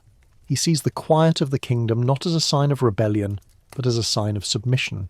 He is a man who loves the trappings of power, the lavish feasts, the loud proclamations, the sycophantic courtiers who hang on his every word. He's a man who is so busy enjoying his victory that he doesn't even see the war that is brewing beneath his very feet. Lyron and Corvus, in their quiet safe house, begin to execute their plan. They send out a series of secret messages, not to the nobles but to the people. They tell them of the king who has returned, of the king who has been healed by the mountains, of the king who has chosen his kingdom over himself. They tell them of a king who is not a warrior but a leader. The message spreads like a wildfire, carried by the whispers of the people, by the small polished stones they wear around their necks, by the secret signals they give in the streets. The city, once so quiet, now begins to stir. The people begin to speak in hushed tones of a king who is not a myth, but a reality. They begin to look at their oppressors not with fear, but with a quiet, unyielding hope. They begin to see that Arion's power is not absolute, but a fragile thing that can be broken by a simple act of defiance.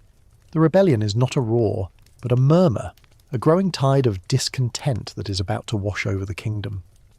Lyron's greatest challenge is not a physical one. It is a challenge of perception. He is a boy with a fragile body, a man who will never be a warrior king. He has to convince his people and his enemies that a king's strength is not in his body, but in his mind, his heart, his will. He has to convince them that a king who rules with a heart of water can be a more powerful force than a king who rules with a rod of iron. He has to convince them that a king who has suffered can be a better king than a king who has only known power. The time for waiting is over. Lyron, with Corvus and his few remaining loyalists, is about to make his move. He's about to step out of the shadows to reveal himself to the kingdom. He's about to face the man who would take his crown, not with a sword, but with a single, powerful act of defiance.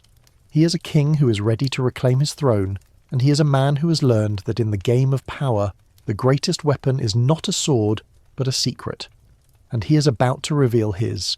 The air in the capital crackles with a tension so thick you could carve it with a knife. Arion, in his arrogance, has announced a grand tournament, a celebration of his ascension to the throne, and a display of his military might. The event is set to take place in the city's great square, a massive expanse of cobblestones and stone statuary, and he has invited the remaining nobles and all the people of the city to witness his power. It is a brilliant and ultimately foolish move. He is bringing his enemies and the silent army of the people all into one place. He is not just displaying his power, he is putting it to the test. Lyron and his small party, still in disguise, make their way to the great square. The crowds are immense, a sea of people that are packed shoulder to shoulder, their faces a mixture of forced excitement and quiet resentment. You see the polished stones in their hands, the subtle signals they give to one another, the quiet, defiant strength of a people who have not forgotten their king. Arion, a massive figure in his polished, elaborate armour, sits on a temporary throne, a gaudy monstrosity of gold and velvet that is a testament to his own ego. His supporters, a collection of sycophants and mercenaries, stand around him, their faces a mirror of his own arrogant confidence. The tournament begins with a series of brutal, choreographed duels. The knights, Arion's most loyal men, are masters of the sword, men of power and violence. The crowd watches in silence, their cheers forced and hollow. This is not a celebration. It is a display of oppression, a reminder of the brute force that holds them in its thrall. A quirky detail you might find interesting is the tournament's official banner. Arion, in a fit of self-aggrandizement, has replaced the kingdom's traditional red and gold with a black banner featuring a snarling wolf's head. It is a symbol of his brutality, a clear and unambiguous message to the kingdom. But the people, in a quiet act of defiance, have begun to wear small embroidered patches of the Old Kingdom's colours on the inside of their cloaks, a symbol of their quiet, unyielding loyalty to the past. Then, in the midst of the tournament's orchestrated violence, a new figure enters the square. He is a man in a simple grey cloak, his face hidden beneath a deep hood. He walks with a quiet grace, a deliberate slow pace that is a stark contrast to the thundering hooves and clanging swords of the tournament. He is not a warrior, not a knight. He is Lyron, the king born with liquid bones, and he is about to face his final battle. He walks to the centre of the square, to a place where all eyes are on him. He pulls back his hood, revealing his face, a face that is no longer pale and translucent, but a face that is etched with the quiet strength of a man who has faced his demons and won. He is not wearing a crown, but a simple leather coif, a testament to his origins, a symbol of his fragility and his resilience. There is a moment of profound, overwhelming silence. The crowd, the knights, Arion himself, they are all frozen, caught in a state of shock and disbelief. The king, they all thought, was dead, lost to the mountains and the wilderness. But here he is, a living, breathing testament to their own powerlessness. Arion is the first to recover. His face, once a mask of smug confidence, is now a portrait of pure, unadulterated rage. He stands from his throne, his voice booming across the square, a roar of fury and disbelief. He calls Lyron a fraud, a ghost, a pretender. He challenges him to a duel, a test of strength and power, a challenge he knows the boy cannot win. Lyron, in a quiet, steady voice, accepts. He does not ask for a sword. He does not ask for armor. He simply asks for a single, empty chair, a symbol of his origins, a symbol of his physical limitations. He is not fighting a battle of strength, but a battle of will.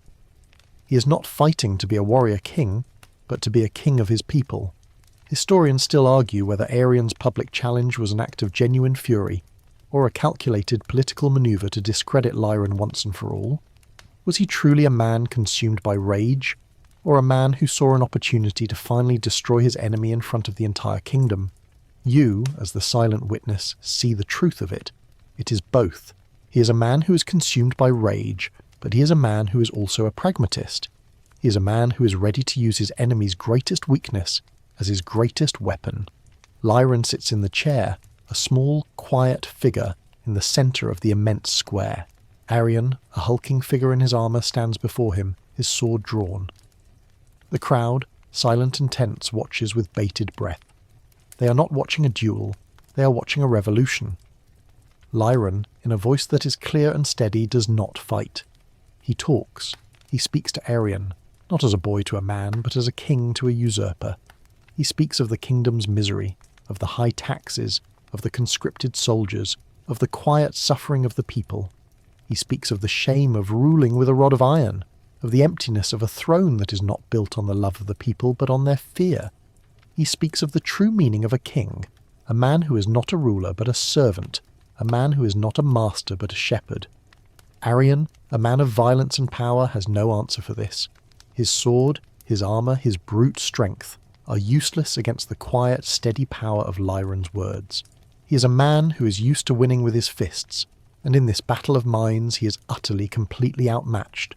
He roars with frustration, a wild animal caught in a trap. He is a king who is being unmade, not with a sword, but with a series of simple, powerful truths. The crowd, in a quiet collective sigh, has chosen its king. And it is not the man in the armour, but the boy in the chair.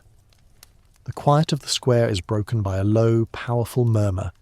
It begins as a ripple, a single voice speaking a name, and then it becomes a wave, a chorus of thousands. Lyran, Lyran. The sound is not a cheer, but a declaration, a unified voice of a people who have found their king. Arian, a man of violence, stands frozen, his mind unable to comprehend this new battlefield. His sword, his armour, the sheer brute force of his military might, none of it is a match for the quiet, unyielding power of a people united by a single name. He is a man who is used to winning with his fists, and in this battle of hearts he is utterly, completely defeated. In that moment, you see the true weight of the crown. It is not the gold or the jewels, but the love and loyalty of a people. Lyran, sitting in his simple chair, a small, fragile figure in the centre of a massive square, is a king in every sense of the word. He is not a king because he has an army, but because he has a people. He is not a king because he has a sword, but because he has a heart. He has chosen his kingdom over himself, and in doing so he has found a strength that is more powerful than any weapon. A quirky detail you might find fascinating is the people's reaction to Lyran's coif. The padded hat, once a symbol of his frailty, is now a symbol of his resilience. The people, in a spontaneous act of unity, begin to tear strips of cloth from their clothes and tie them around their own heads. A quiet, powerful symbol of their solidarity with their king. In that moment, Lyran is no longer a boy who is different. He is a man who is one of them. Corvus, the old general, stands on the sidelines, a silent, proud figure. He has spent his life fighting wars, but he knows that this is the greatest victory he has ever witnessed. He has seen a king made not in the blood and fire of a battlefield, but in the quiet courage of a single boy. He has seen a kingdom won not with a sword, but with a voice. He's a man who has always believed in the power of a sword, but in this moment he realizes that the power of a king is something else entirely. The final war is not a battle of men, but a battle of wills. Arian's men, a collection of conscripted soldiers and mercenaries, are not loyal to him, but to the promise of pay and power. They stand, their faces a mixture of confusion and fear, and they watch as their leader is unmade by a boy in a chair. They see that Arian's power is a sham, a house of cards built on the misery of his people, and they see that Lyran's power is real, a foundation of love and loyalty, that is more powerful than any army. They begin to lay down their arms, one by one, a slow, steady stream of defiance that flows into a river of rebellion. Historians still argue whether Aerian's final desperate act was a moment of pure madness or a final, calculated risk. Was he truly a man who was so consumed by rage that he was willing to kill a child in front of his people? Or was he a man who saw an opportunity to become a martyr, a symbol of a lost cause? You, as the silent witness, see the truth of it. He is a man who has lost everything. His army, his power, his kingdom, they are all gone. He is a man who has been unmade by a boy with a heart of water, and his final act is a testament not to his strength, but to his profound, overwhelming weakness. Aerian, in a final act of desperation, pulls his sword and lunges at Lyron, but he is a man of violence, and in his rage he is slow. Corvus, the old general, is faster. He steps in front of Lyron, his own sword drawn, a final act of loyalty and protection. The clang of steel echoes across the square, a sound of old power, old violence, old betrayal. Aerian falls, his lifeblood spilling onto the cobblestones, a final futile gesture of a man who has lost a war he never even understood. The crowd is silent, and then it erupts in a massive, overwhelming cheer. It is a cheer not of violence, but of release, of a kingdom that has finally been set free. Lyron, a boy who was once so fragile, stands, his face a mask of grief and determination. He has lost a cousin, a man he once knew, and he has gained a kingdom. He has paid a heavy price for his crown, but he has paid it with a quiet, unyielding courage. The burden of rule, the weight of the crown, is now his to bear. He is a king who has been forged in the fires of suffering, a king who has learned that a true king is not a master, but a servant.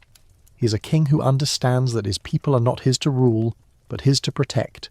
He is a king who has been given a second chance, a chance to build a new kingdom, a kingdom not of war, but of peace.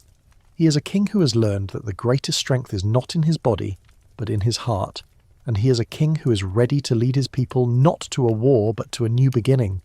And you, the silent witness, are about to see the dawn of a new era.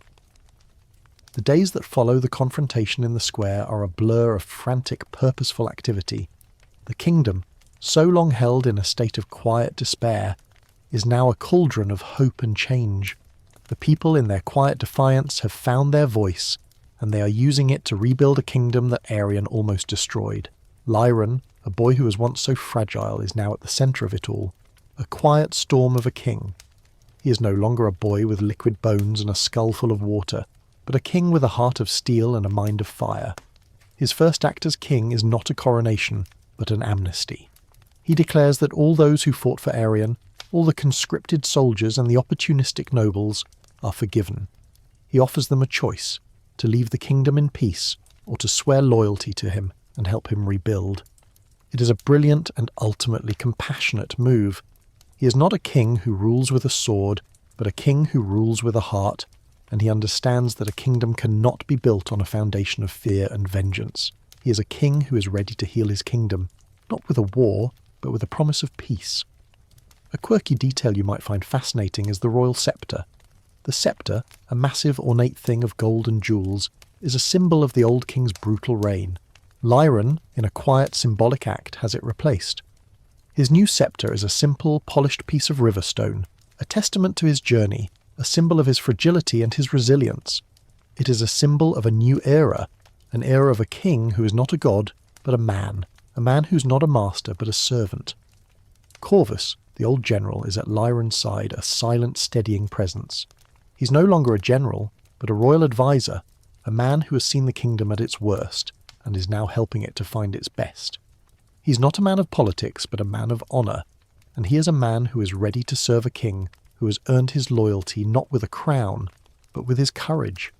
He sees in Lyron not a boy with a fragile body, but a man with a quiet, unyielding strength, and he is a man who is ready to follow him to the end of the world. Historians still argue whether Lyron's policy of amnesty was a sign of his profound wisdom, or a naive act that would later come back to haunt him. Was he a king who was truly a man of peace? Or was he a king who was simply too weak to fight a war? You, as the silent witness, see the truth of it. It is both. He is a king who is a man of peace, but he is a king who is not naive. He understands that a kingdom is not won on a battlefield, but in the hearts of its people, and he is a king who is ready to win a war not with a sword, but with a promise. Lyron's next act is a series of powerful and ultimately life-changing decrees. He lowers the taxes that Arion imposed, he disbands the conscripted army, and he establishes a new council, a council not of nobles, but of merchants, farmers, and scholars. He is not a king who rules from a gilded throne, but a king who rules from the heart of his people, and he is a king who is ready to give his people not just a voice, but a power. He spends his days not in the great hall, but in the streets of the city, speaking to the people, listening to their problems, learning about their lives. He is not a king who is removed from his people, but a king who is one of them. He is a king who has seen the raw, untamed beauty of the wilderness, and he is a king who is ready to bring that beauty to his kingdom. He is a king who understands that his greatest strength is not his army, but his people, and he is a king who is ready to serve them. His body, once so frail, is now a testament to his journey. He is not a warrior, not a man of steel and muscle, but he is a man who is strong. His movements are confident, his posture is straight, and his face, once so pale, now has the healthy glow of a man who has found his purpose. He still wears his coif, but it is no longer a symbol of his frailty, but a symbol of his resilience, a testament to his journey, a reminder that a king is not born, but made. The final decree, the one that will forever define his reign, is a simple one. He establishes a new law, a law that states that a king's greatest duty is not to his kingdom, but to his people. It is a law that is a direct challenge to the old ways, to the old idea of a king as a master, a ruler, a god. It is a law that is a promise of a new era, an era of a king who is a servant, a leader, a shepherd. Lyron, a boy who was once a pawn, is now a king. He is a king who has been forged in the fires of suffering, a king who has learned that a true king is not a master but a servant. He is a king who has learned that his people are not his to rule, but his to protect. He is a king who has been given a second chance, a chance to build a new kingdom, a kingdom not of war but of peace. He is a king who has learned that the greatest strength is not in his body, but in his heart, and he is a king who is ready to lead his people not to a war, but to a new beginning. And you, the silent witness, are about to see the dawn of a new era. The years of Lyron's reign are a testament to the power of a quiet, unyielding strength. You, as the silent witness, watch as the kingdom, once so broken, is slowly, painstakingly healed. The old wounds of Arion's tyranny are not forgotten, but they are no longer bleeding. Lyron, a king who was once a boy with liquid bones, is now a man who is the very heart and soul of his kingdom. He is not a king who rules from a gilded throne, but a king who is a man of his people. His physical health, once a constant source of worry, is now a testament to his resilience. He is not a warrior, not a man of steel and muscle, but he is a man who is strong. His movements are confident, his posture is straight, and his face, once so pale, now has the healthy glow of a man who has found his purpose. He still wears his coif, a symbol of his fragility and his resilience, but it is no longer a source of shame, but a source of pride.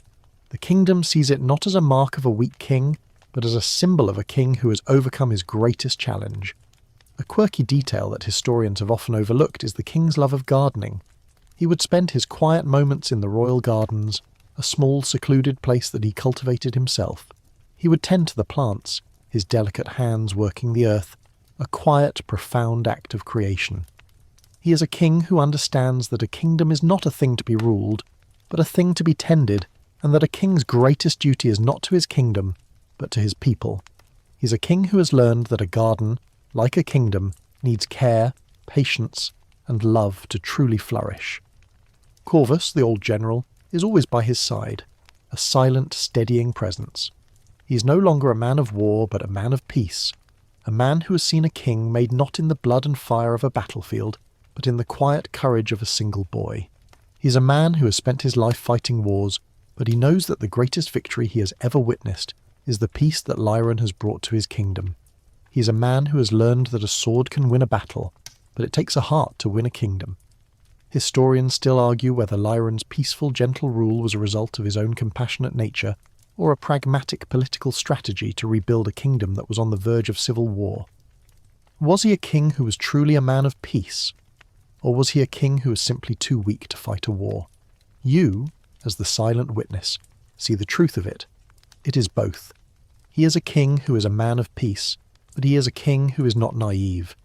He understands that a kingdom is not won on a battlefield, but in the hearts of its people, and he is a king who is ready to win a war not with a sword, but with a promise. Lyron's final days are a quiet, peaceful reflection on a life that was once so filled with pain and fear. He is a king who has lived a life that no one thought he could.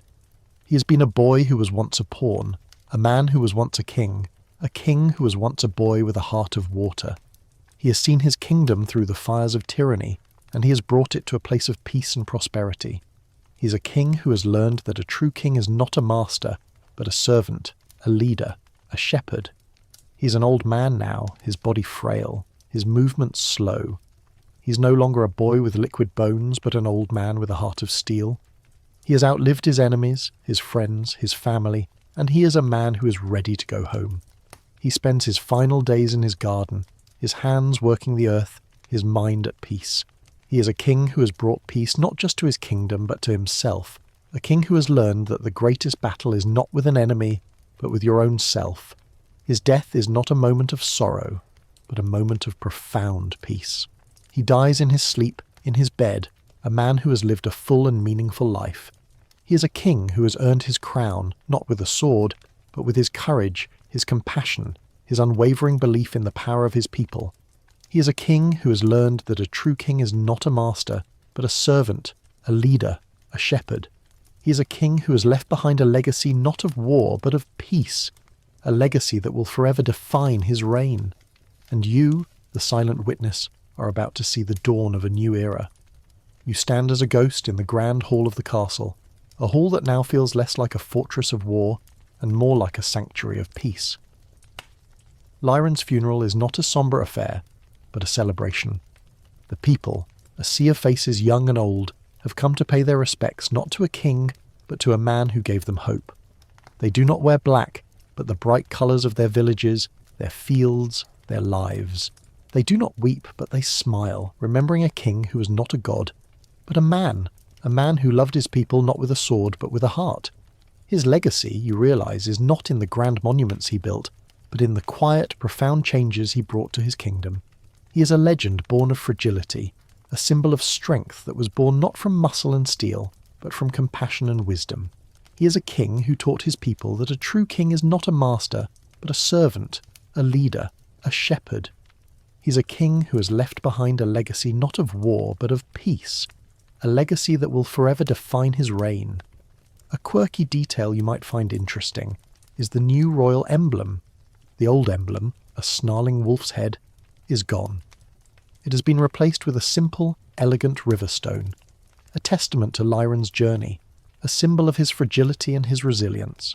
It is a symbol of a new era, an era of a king who is not a god, but a man who is not a master, but a servant. Corvus, the old general, is an old man now, his face a roadmap of a life well lived. He stands beside Lyron's coffin, his hand on the polished river stone, a final act of loyalty and protection. He has spent his life fighting wars, but he knows that the greatest victory he has ever witnessed is the peace that Lyron has brought to his kingdom. He is a man who has learned that a sword can win a battle, but it takes a heart to win a kingdom. Historians still argue about the true nature of Lyron's reign. Was he a great king, or was he a lucky king? Did he truly bring peace to the kingdom, or was he simply a man who was in the right place at the right time? You, as the silent witness, see the truth of it. It is both. He is a king who was lucky to find his purpose, and he is a king who was great enough to act on it. He is a man who has proven that a king's strength is not in his body, but in his heart. And he is a king who has left behind a legacy that will forever define his reign. The kingdom Lyron built is a living, breathing testament to his rule. The people are no longer just subjects, they are citizens. The nobles are no longer just rulers, they are leaders. The kingdom is no longer just a collection of lands and people.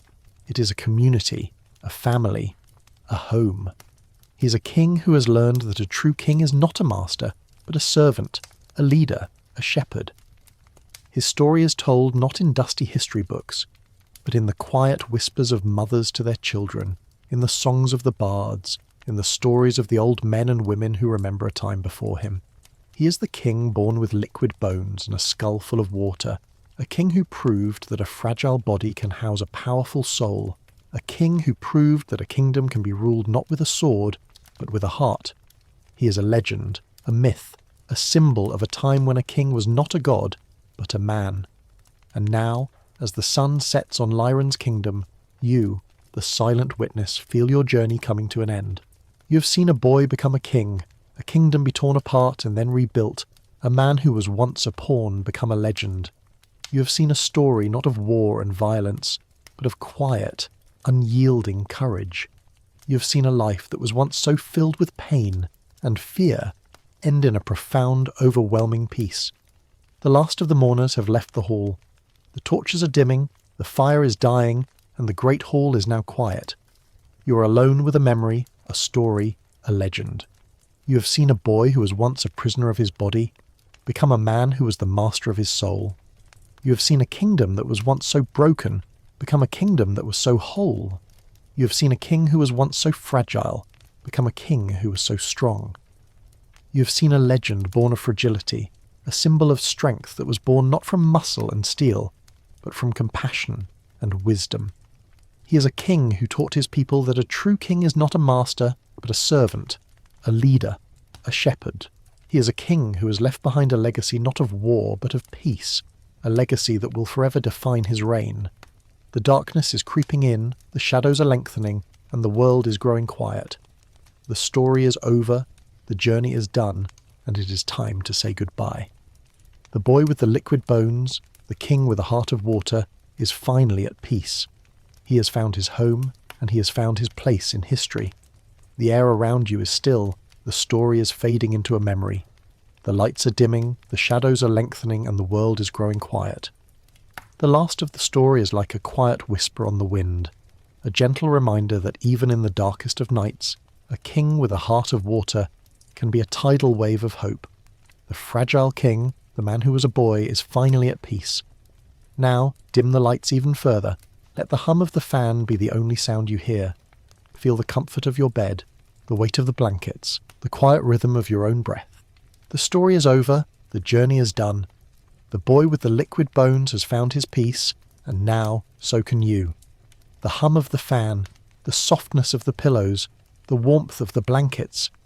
Let them all be a comfort, a quiet song of a story well told, a legend well lived.